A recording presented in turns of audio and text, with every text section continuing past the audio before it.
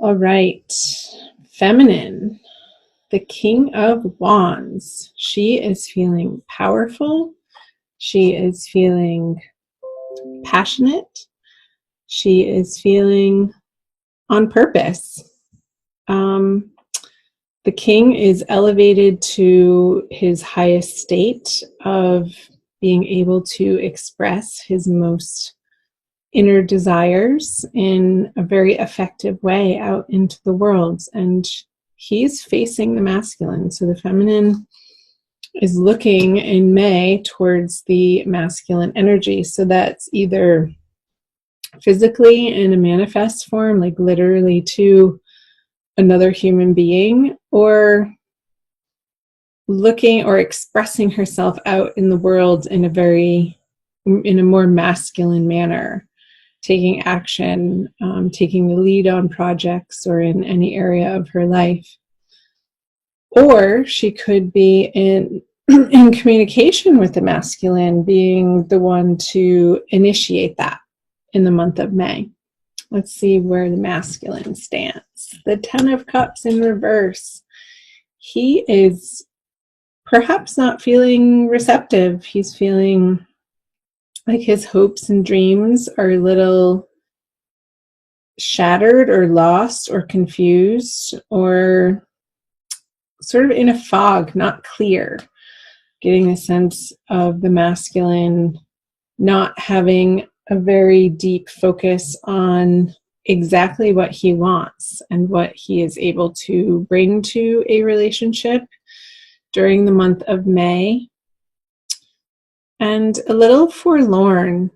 I'm getting this energy from the masculine of a little bit of hopelessness, and not a lot of excitement or pushing forward with the Ten of Cups in reverse. Like his hopes have been dashed in some way.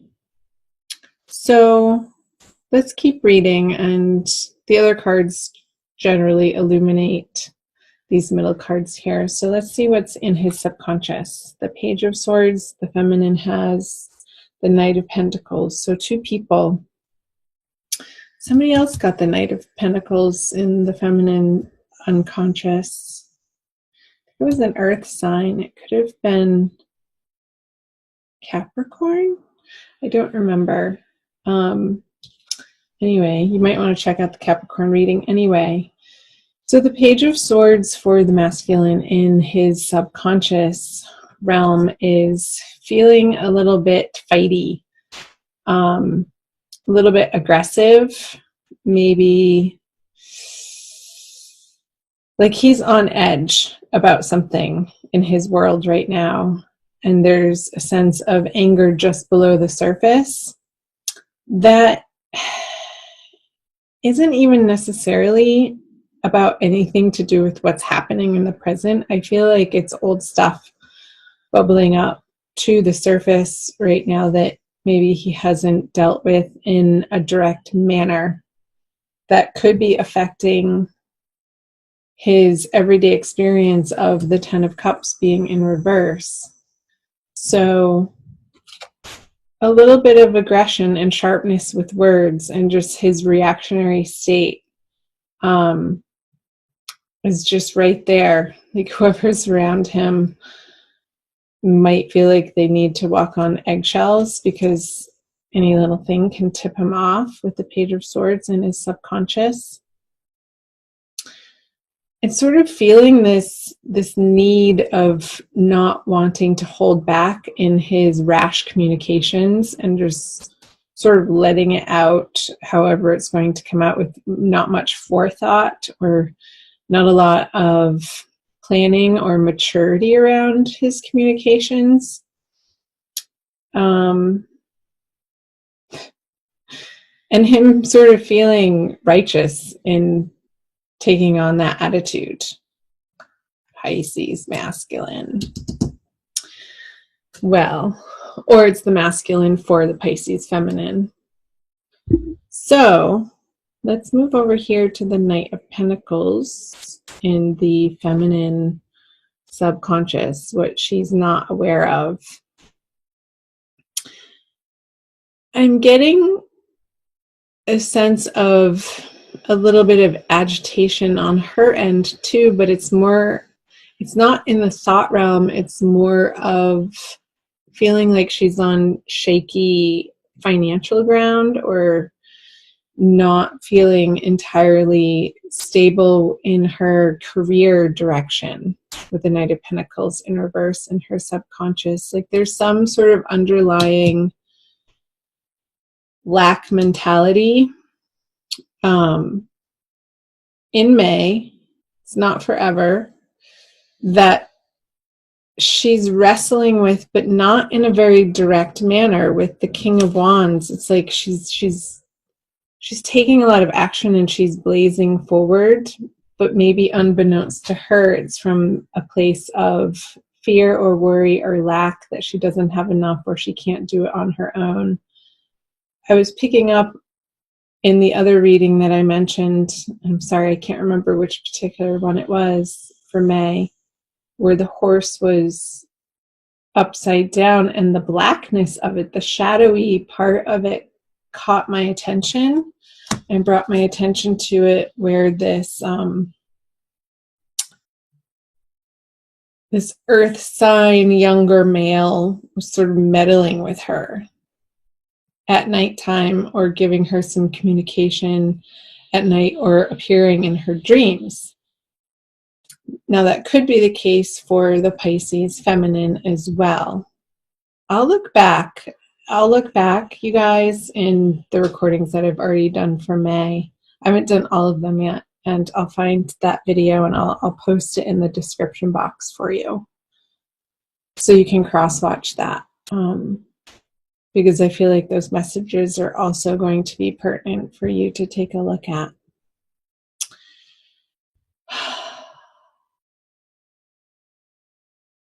So yeah, I'm just gonna leave it there with the Knight of Pentacles. Something about her, a sense of lack or fear or worry of not making ends meet, and that propelling this action in her everyday world to sort of put a band-aid on that, and as a remedy to this, which isn't a bad thing. Sometimes necessity breeds some really good action in our lives. So let's see what she has in her conscious energies. The 7 of Swords, and the masculine has the 8 of Wands in reverse, facing away from the feminine. Let's start over here with the feminine. It's like she's wanting to take more of her share, or what's not rightfully hers. And that could be somebody's attention. Like I said, the King of Wands is facing the masculine in this direction, and it's like she's poking at him to give her attention when he's over here sort of just being sad and a little irritable. And I feel like poking the bear is going to have some unnecessary fights be created between the two of you. And it's going to have the masculine over here retract back. He's retracting back his communication with the 8 of Wands in reverse and his conscious energy away from this partnership into a different direction.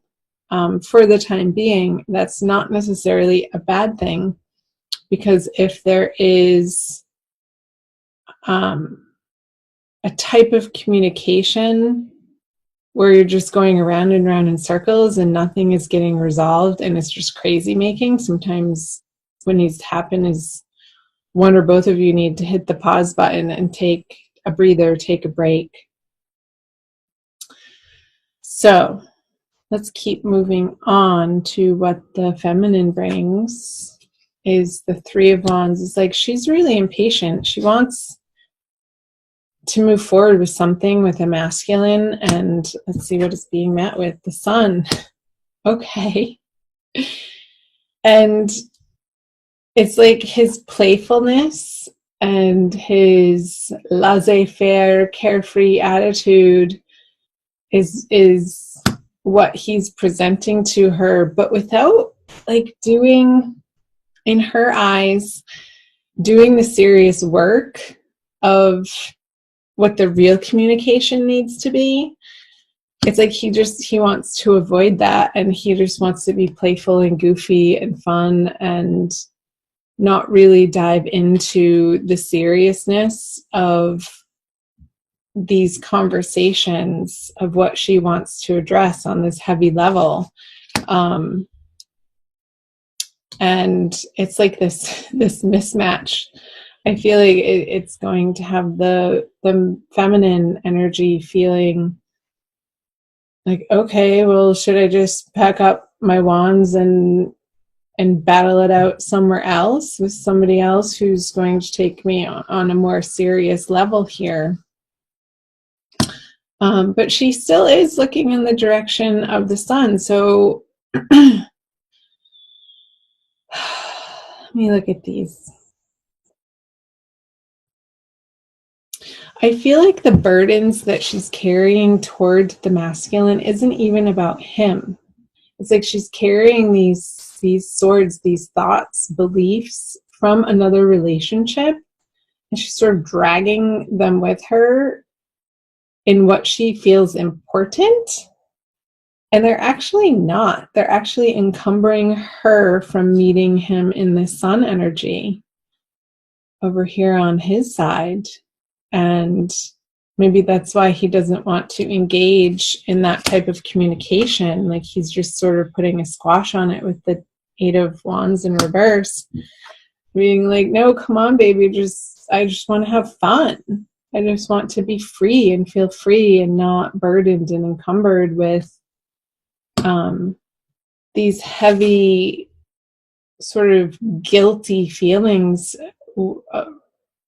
in whatever area of life. And I feel it could be around sexuality, being on top of the King of Wands here. Like there's some sort of body shame from a past experience that the feminine still hasn't fully healed from. And that could be where the Knight of Pentacles in reverse in her subconscious is coming from, in a materialistic sense, like in a very grounded, earthly body sense of this inner conversation of maybe somebody in the past shamed her body, or she has this inner belief that she's not beautiful from the inside out. And when he tries to tell her that and wants to take her in all of her femininity, and she wants it too with this King of Wands card, but it's like this 7 of Wands is inhibiting her from traveling through and accepting that message of the sun from her counterpart, from her divine lover. So comment below if that's resonating for any of you. I'd love to hear. Let's flip over your conjoined outcome energy cards, the Emperor.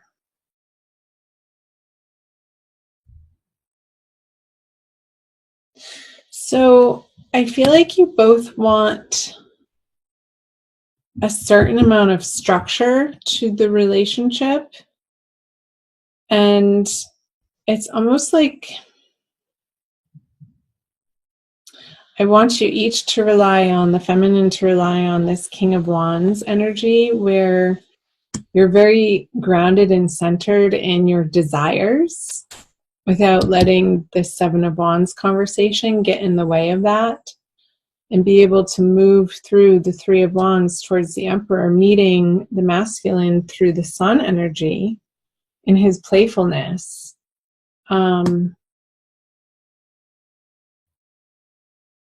And taking this on for yourself, feminine, this 7 of Swords, energy, because I feel like it, again, it doesn't have to do with your current partnership, your current relationship, your current partner.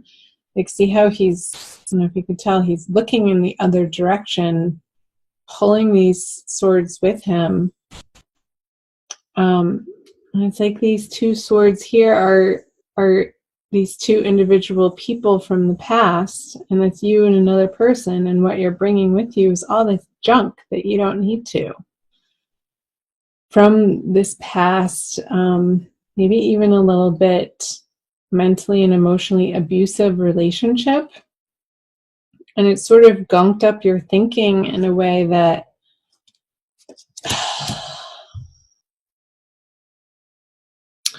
is preventing you from having as much fun as you could with your masculine counterpart, and creating this new structure for the both of you that feels really solid and dependable and reliable, and something that you both can use as a foundation to expand and grow into other areas of your life from.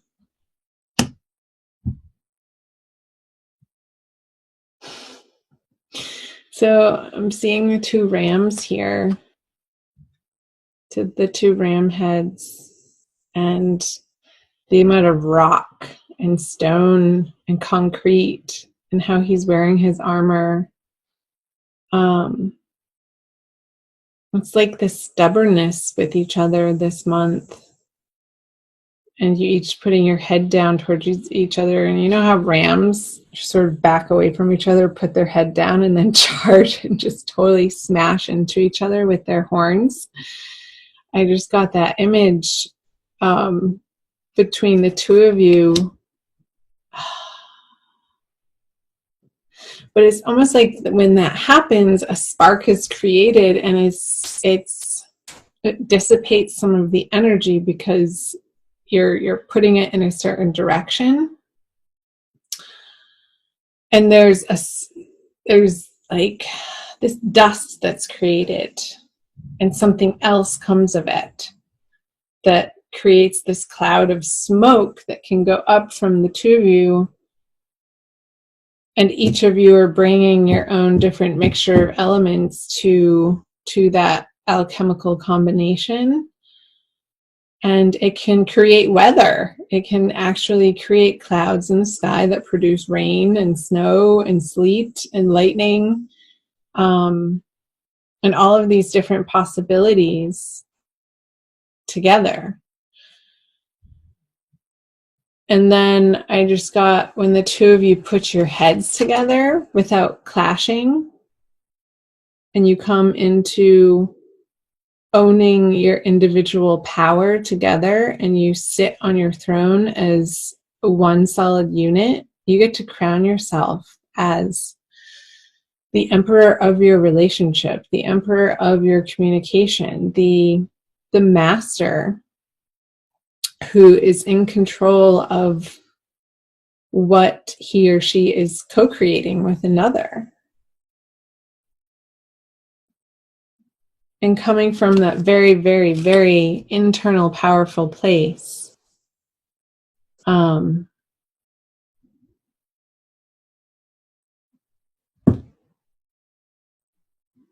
So click your heels together. I just saw him like clicking his heels together.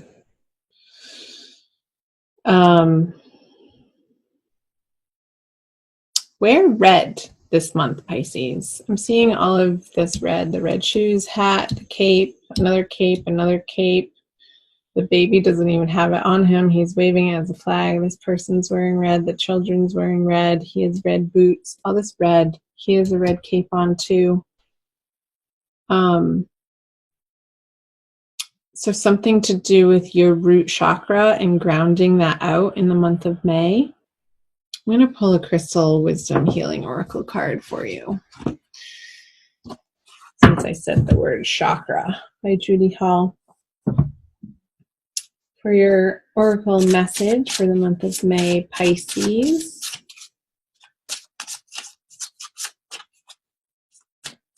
So conversations could be a little heated. Watch your words, watch your reactionary time. Take a breath before you speak and ask yourself, is this true in this moment, or is it triggering something for me? And if it's triggering something for you, then own that. Take responsibility for your triggers without pointing the finger at the other person. Be like, wow, that whatever you just said right there, I know you didn't mean it in that way, but it brought this up for me. And that is authentic, honest, raw communication, where the other can then choose to meet you in their authentic way. But you have to start with yourself first, Pisces. And take on some nonviolent communication. Maybe get yourself in a workshop or a class. Whoa, I don't even know if I know how to say that. Rhodochrosite. Any of you have heard of that? Chime in down below. It looks like watermelon almost. Number 45. And I will read to you from the book, The Heart Reviver. Rhodochrosite teaches the heart to assimilate painful feelings without shutting down. Ha! That's what I was just saying when I was shuffling about being triggered and keeping your communication open through those triggers without blaming. Dissolving denial and identifying ongoing detrimental patterns, it offers compassion, compassionate love, and forgiveness. You face the truth with loving awareness. Self-understanding. Deep down, you feel alienated, unloved, or unappreciated. A history of sexual or emotional abuse creates dis-ease. What was I saying here? And something about the body, in the body, for the feminine. Or you may have misused or feared your sexual power in the past. You may be repressing something you do not want to face. Irrational fears and paranoia and unacceptable emotions need to be acknowledged and transformed. Yeah, I was definitely picking up that owning your sexual energy, feminine, in a more healthy, grounded, alive, empowered way. So healing some shame in May, I feel like is on the docket for you. Divination, time for a change of viewpoint. Begin to seek the gifts in your experiences rather than seeing the negative effects. Check out whether what you were taught in childhood is still relevant to the person you are today. And your healing insight for the month of May is releasing resentment from your heart creates well-being.